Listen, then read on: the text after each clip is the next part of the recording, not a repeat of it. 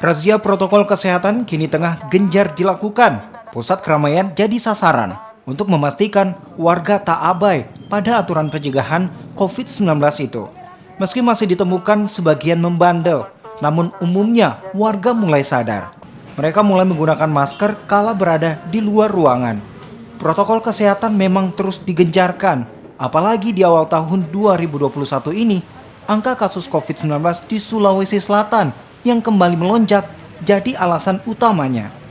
Tak sampai di situ, jam malam pun diberlakukan demi mengurangi kerumunan. Protokol kesehatan memang terus digaungkan.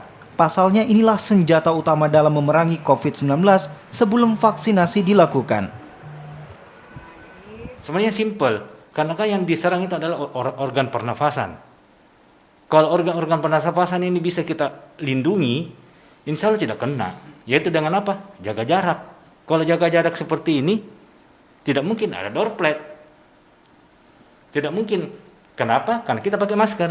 Nah, yang ketiga, bagaimana kalau kita setiap hari cuci tangan dengan air mengalir? Kalau tidak ada sabun dengan air mengalir pun, COVID sudah mati. Apalagi kalau kita pakai sabun. Nah, saya melihat bahwa ketiga ini orang menganggap pandang enteng. Sehingga, enggak apa-apa Ji. Semua akumulasi ini, apalagi ada COVID terbaru, B117. Itu powernya lebih besar, 70%. Dan sudah bisa menyerang anak-anak.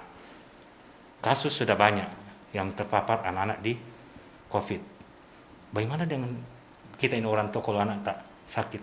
Nah, makanya kami selalu meminta agar tolong apa yang disampaikan oleh pemerintah 3M itu lakukan saja dengan sepenuh hati.